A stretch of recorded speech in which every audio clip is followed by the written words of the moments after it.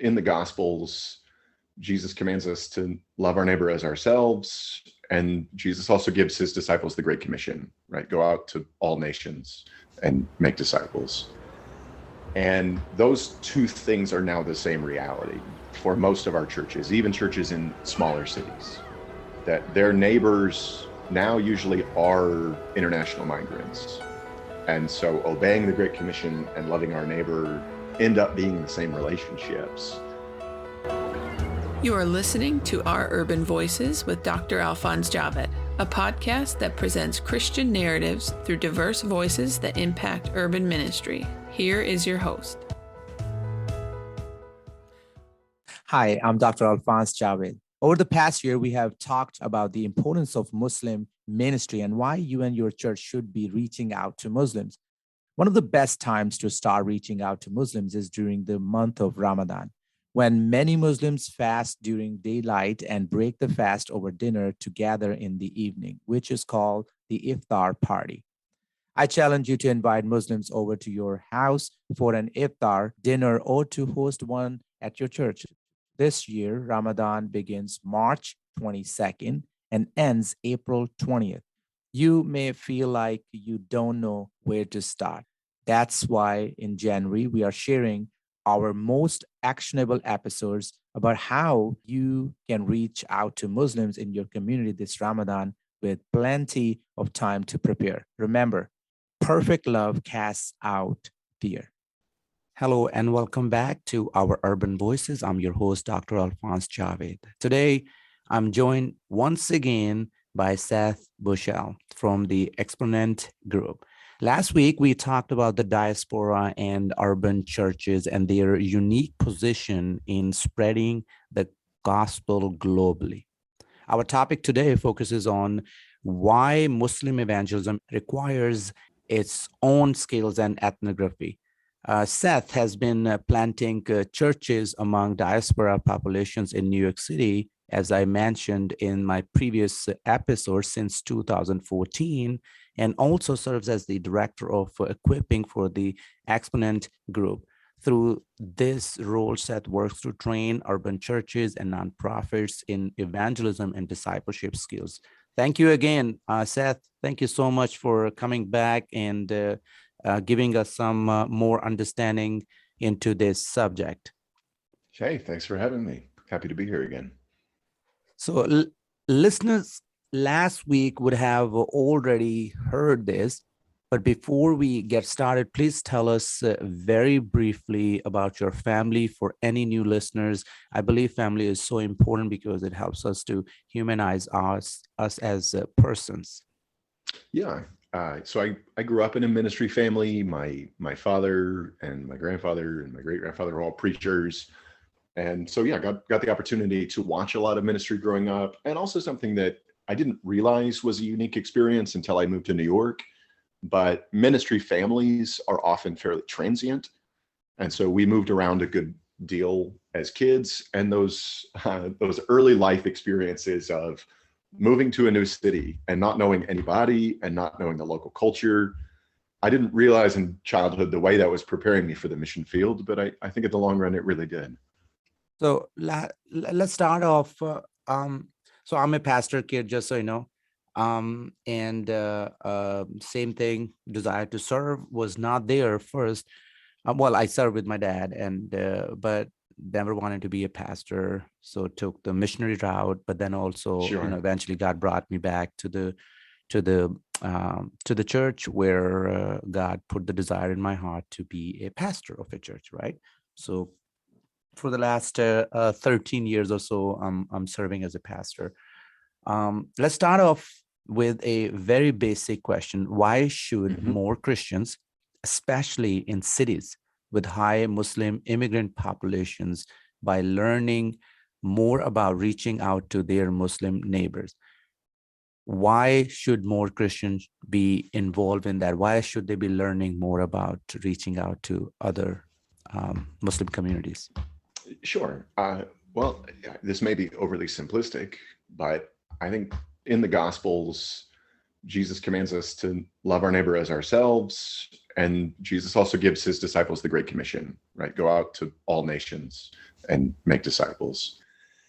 And those two things are now the same reality for most of our churches, even churches in smaller cities, that their neighbors now usually are international migrants. And so obeying the Great Commission and loving our neighbor end up being the same relationships. We no longer live in a setting where if you're outside of a major city, it's largely homogenous. It's largely not. And even small towns, like, I grew up in Amarillo, Texas, which is not a large city by any metric.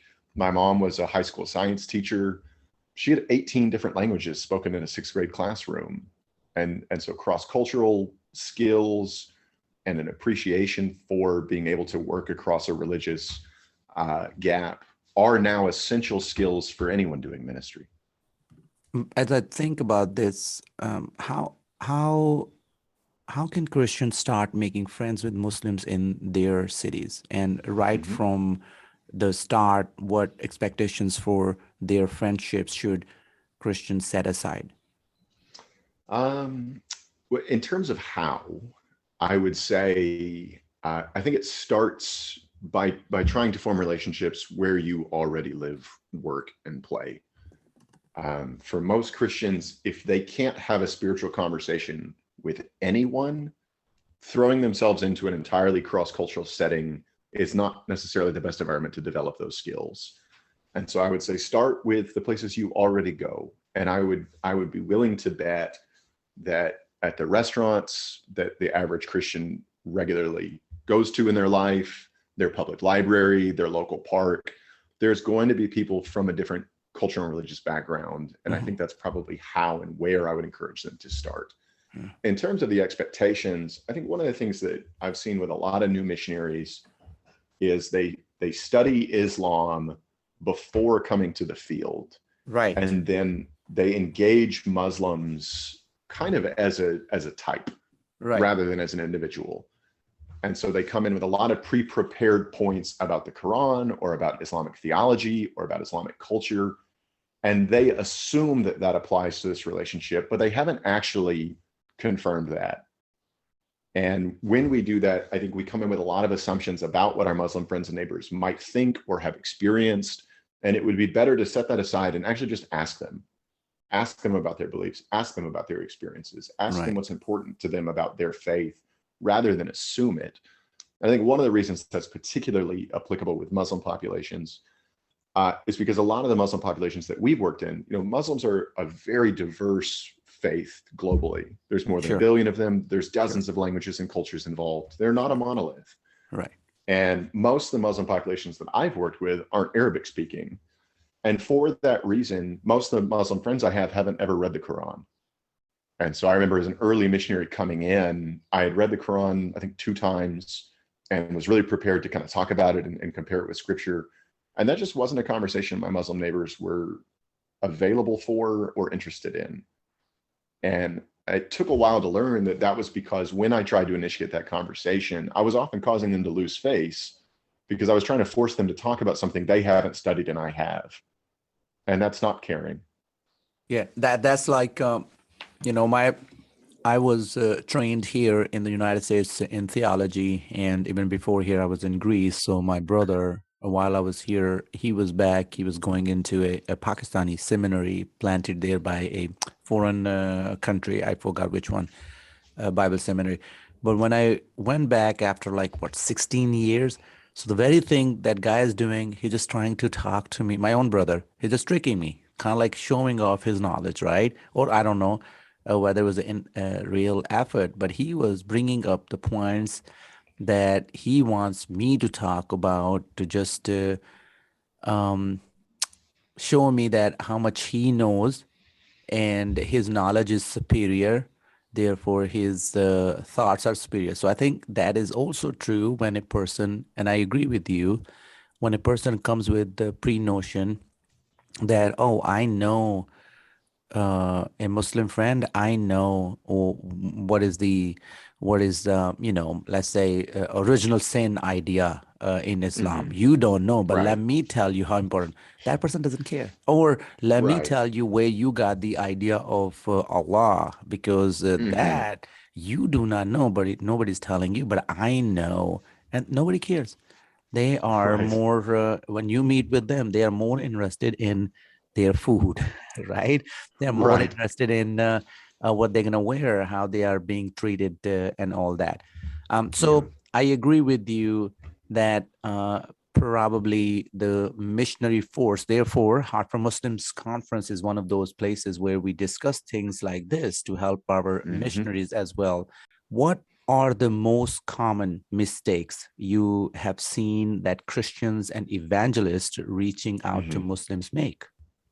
I think the biggest one is definitely around assumptions, like the last question, and some of those are misunderstandings of Islam and assumptions about kind of the Muslim experience, which again I don't think we can assume. It's incredibly diverse. So, for example, exactly like you're saying, I've watched, especially short-term missionary groups are guilty of this. The short-term teams that come to New York for a week and try to impact a neighborhood. They'll come, and it's exactly like you said. They often go to my Muslim friends and neighbors and try to explain to them what they believe and why it's wrong. And not only are those assumptions probably not accurate, but they haven't thought through the honor-shame dynamics of what they're doing. That even if you were to convince someone intellectually, if you cause them to lose face publicly, you should not expect to have a good relationship with that person at the end. I think one of the other things, and this again highly generalized, but often true in a Muslim community, in my experience, too many evangelists go in and try to be teachers. And when they do that, they don't often understand the cultural expectations about how somebody interacts with a teacher. So an easy example of that, one of my good friends in the Bengali community, when we were first in New York, he owned a couple of restaurants, and he was one of those guys that owned 2 or 3 apartments, and so sponsored a lot of green cards and visas. Very respected person in this community. I remember asking him one time, we were having tea in his restaurant, and I said, Muhammad, I said, your kids are in public school, right? And he said, yeah. And I said, how do you make sure that they learn what you want them to learn about your culture and about your faith when they go to New York public schools? And he said, oh, that's very easy. He said, every day when they come home from school, I ask them, what did your teacher tell you today? And they tell me everything they learned. And then anything I disagree with, I say, oh, your teacher was very wise to say that, but let me add something. And then I tell them the right thing so that they know what's right, but can still go honor their teacher. And that really turned a light bulb on that conversation for our new missionary team at the time. This was years ago, because we realized that every time we went out to do evangelism, this is a community that we were tutoring people in English, and we were helping them with citizenship testing. We're helping them apply for jobs and find apartments. So we're serving a function that they're going to honor, and they want to respect us because we're being good neighbors. So when we tell the gospel, because we've set ourselves up as a teacher, the way they respond to us is how they respond to teachers. Oh, that's very wise. Thank you for saying that. That's very good. Right. But that's not a sign of religious receptivity. That's just social niceties. That's them being polite, and we didn't understand that. And so to come in from a lower place, what we started doing was to what we called beatitude evangelism, or honoring evangelism. We come in and we say, you're clearly a very spiritual person, and I respect that. And one of the things that Isa says in the Injil, which that's just Jesus and gospel in Arabic, but one of the things that Jesus says in the Injil is that only the person with the right kind of ears can understand and interpret the Injil for someone else. Could I tell you a story and you tell me what you think it means? Because I think that you might have a different perspective on it than I would. And I'd love to learn from your perspective. And they say, oh yeah, definitely, tell me your story. And we could tell any parable or any teaching of Jesus, and we were getting a much more direct kind of engagement and feedback, because we weren't setting ourselves up as the teacher. We were setting ourselves up as the learner. And it honored our neighbors in a way that they wanted to talk to us about and wanted to share with us, because we were showing them a level of respect as a spiritual person that they were eager to be engaged. I also, first of all, we gotta get this workshop. We gotta do some sort of workshop during Heart for Muslims conference. So we gotta do this one specially, because the difference you bringing up is such a delicate difference. Because the way people are raised. Earlier, you were talking about, in the previous episode, you talked about diaspora churches and how they interact, how you're equipping them. But I think it's also true with our churches that been around forever, right? Because the culture here in the United States is you go to church and what do? Go to the church, you worship and you have your songs, your prayer, and then you listen to sermon. Then what you do? After that, most of this pandemic, I have heard from other pastors and missionaries that during pandemic, almost even the head of denominations acknowledge that during pandemic, the biggest challenge was how to remain in contact. So larger churches actually changed their approach to discipleship because people were going to church to just get that more teaching, and there was no application. And I think what been going on for so long is when you send that missionary force in the mission field, whether that is a short-term missions or long-term missions, they're going there with the same mindset. Oh, all we need to do is teach. All we need to do is argue. All we need to do is to hold on to our view. And that's as long we hold the truth. That's what it matters. But I think what you're bringing is the other side of the story. While you could constantly preach and hold on to the truth, but if you were looking at a wall, you're doing all of that to a wall, it's not gonna do anything. It's not gonna make any way. It's a wall, and unless you take the lower place where you become like them. I think the whole idea of in missiology, we got to talk about this being the embodiment of this gospel and being the listeners and experiencing that what we are taught and experiencing and allowing other people to experience that too, because we are disciple, we are making difference because the way we are, implementing that or applying that scriptures, but also experiencing from their angle. And I think that's where I hear you very clearly when you said take the posture of a learner and sit down and talk to them and ask them what they think, because then you have opportunity to talk. There is no argument. There is a equality, and all of that is there.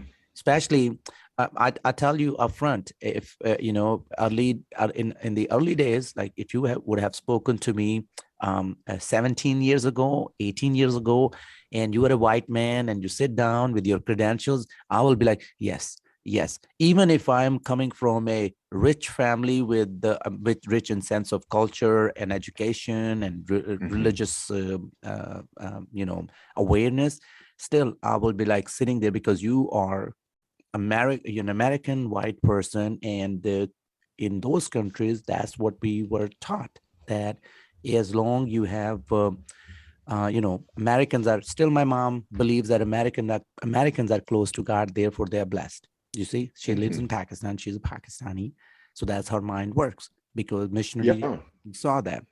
So all of this is part of the same conversation, I think, when it comes to training missionaries and sending them in the mission field, whether short-term or long-term. We got to pull back and allow them to know that our place is not to be domineering in the conversation, rather, which is a pastoral way of doing ministry anyways. We are there to exalt Christ, but also not condemn the cultural understanding of that religious person. Respecting them is the first thing. When you said, really, that's what it comes down to: shame and honor culture, and understanding those boundaries. And even age matters in that, right? So if the older person is talking to a younger man, of course that person is going to sit and listen, because that's what the person is taught. It's not in America like, oh, you got to give your opinion. No. Most cultures outside of the United States or the Western culture, outside of Western culture, are taught not to speak when an older person is speaking, right? You're not taught to be opinionated. So you're going to sit there and allow the person to speak, even though you may have a better idea and better rationale. But at the same time, I've heard brothers talking to me, oh man, I spoke and the guy had no answer whatsoever. And I was like, of course he didn't have any answer, because he was respecting you and you were not. Right. Yeah. Well, I think I see a lot of that. And, Protestants, especially American Protestants, I think one, we're pretty ahistorical as a movement, meaning a lot of Protestants don't care to study church history or learn from the church's mistakes from the past. We're always reforming, we're always restoring, whatever. And so there's a lot of lessons that if we pay attention to the history of missions, there are mistakes we don't have to repeat. And one of those is the way in which the church has largely been an arm of colonialism. Mm-hmm. And so a lot of our evangelism is shaped by American and European expectations around how someone is educated and formed. Mm-hmm. Mm-hmm. And that isn't necessarily what we see modeled in the Gospels, and it isn't necessary cross-culturally. But Americans, and I'll include myself in this, it's constant as a cross-cultural missionary that you just get convicted of the ways in which you've turned your own culture into an idol, and worshipped your own culture and your own nation in a way that really is antithetical to the gospel and has to be set aside if we want to disciple somebody outside of our context. Yeah, I agree, man. I think we need to do better as believers, as trainers and equippers and missionary agencies and pastors and seminary professors. We need to just have and that's not only limited to I'm talking to the audience right now, the listeners. It's not only limited to the diaspora or the Muslim communities. It's also applicable to the younger generation, because they are also dealing with this, and they see that the older generation or the old style of like being behind the pulpit and telling people what to do versus like, hey, let's sit down, pull the chair next to each other, let's talk. Therefore, the small groups or house churches are working, because that's what is acceptable to younger generation or current generation, because they don't want other people telling them what to do. They want to be part of the community. They want to be part of that discussion. They want to figure it out together, right? So it's important. I think it's good for us as a church in the United States for our own stability too. So tell us what you found to be the biggest hurdle for a Muslim to become a Christian. It would be hard to narrow it down to just one, but I would think if I have to pick one, the biggest one would be that American churches largely want to be the host, not the guest. And the desire of most churches to be multicultural, to be multi-ethnic, is the desire of a homogenous group of people wanting to assimilate others into them, not go be a guest and figure out in the context of a community, how do I become a part of this community? And I think that's a big one, because when we do that, to your point from just a second ago, our diaspora neighbors don't get to be co-workers in developing the culture of faith that they're formed in. They're expected to be passive recipients of it. And that opens us up to all kinds of both unnecessary, but also frankly, dangerous power dynamics that I think actually undermine the gospel. Yeah. That it is not necessary to make our Muslim neighbors more like us in order to make them more like Jesus. Right. And that's yeah. Go on. Sorry. I think the single biggest obstacle is the way in which we often disciple people from another religious background as much to be good Americans as to be good disciples. Right.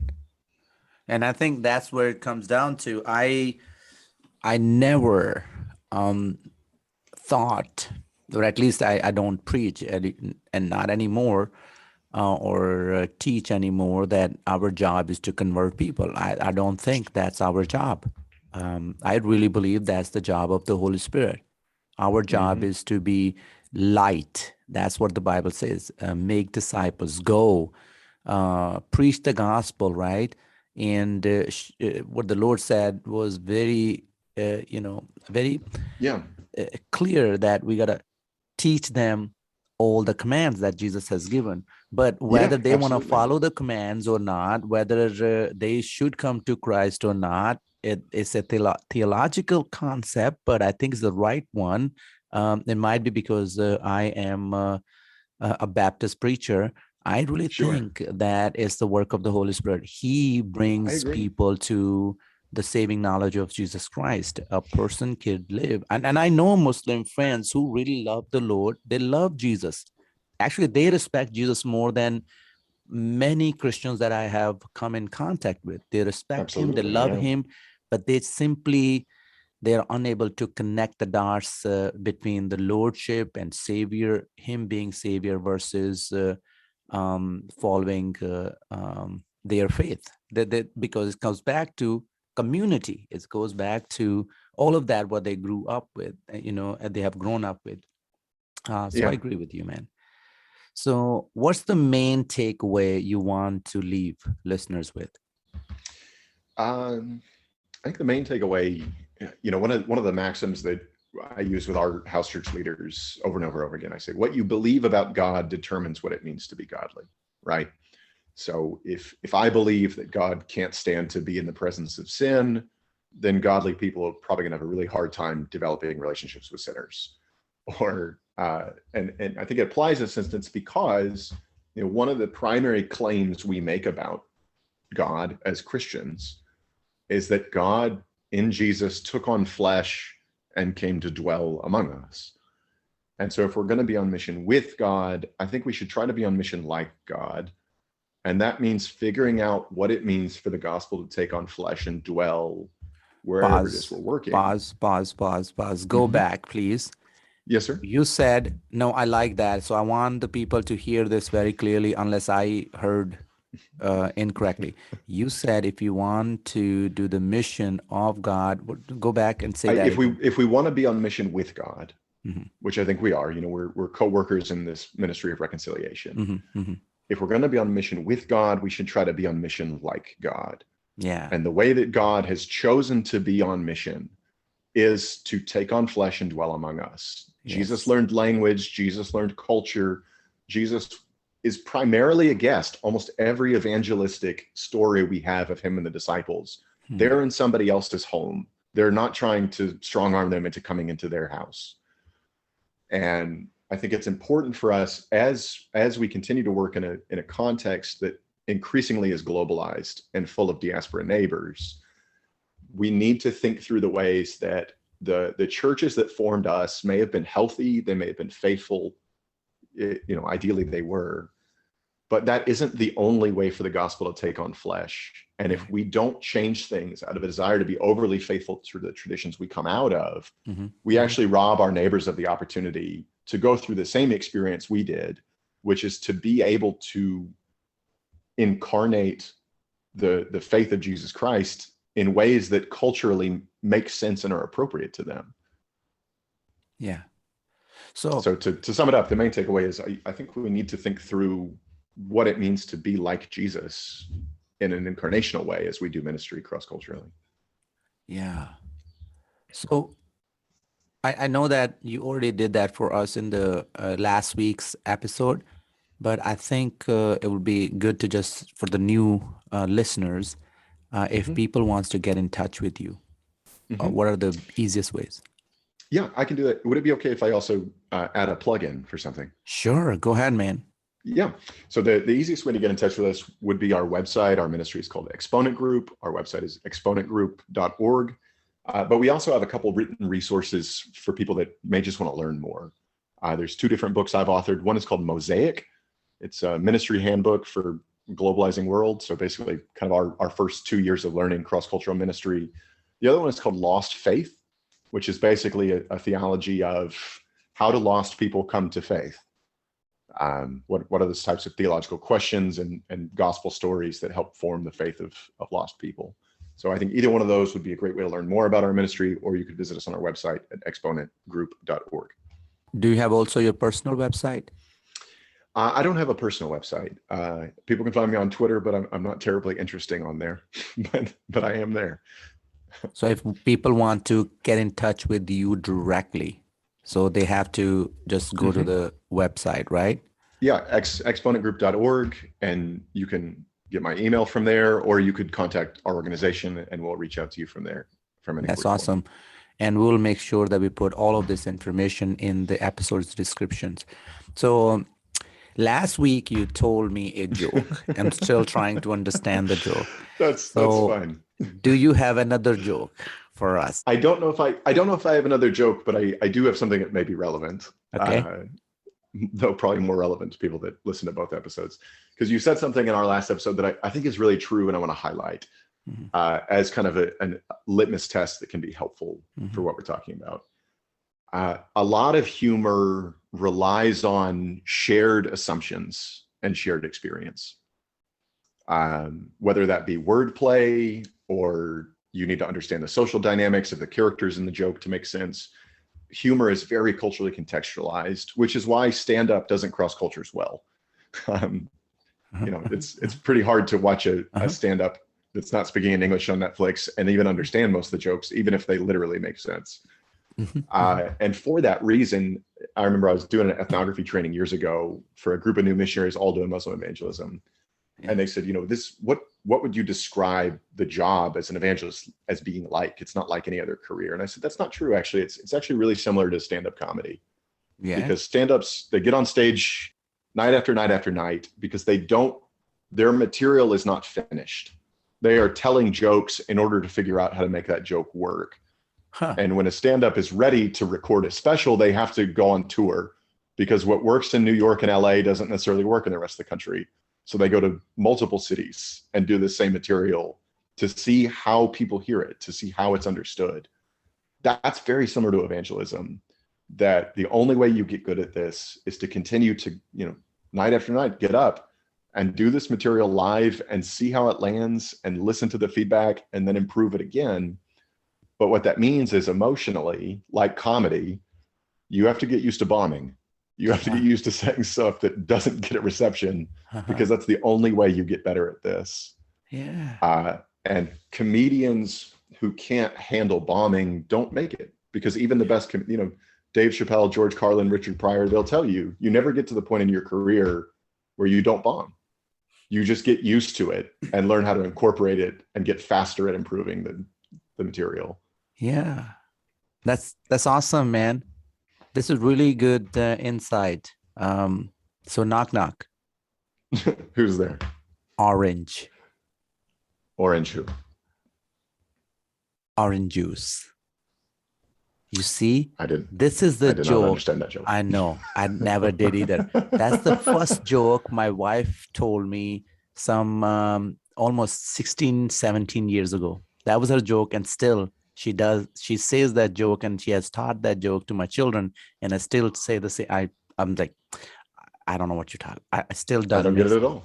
No, I know. But again, that's not a sign that it's not funny. It's a sign that you don't understand there it. You go. And similarly, a lot of evangelists go out and say things that are true and then say, oh, this person's not receptive. And it's like, no, they didn't understand it.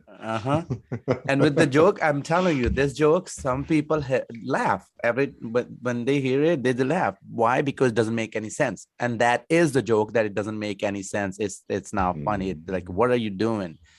Thank you so much for being on the show again.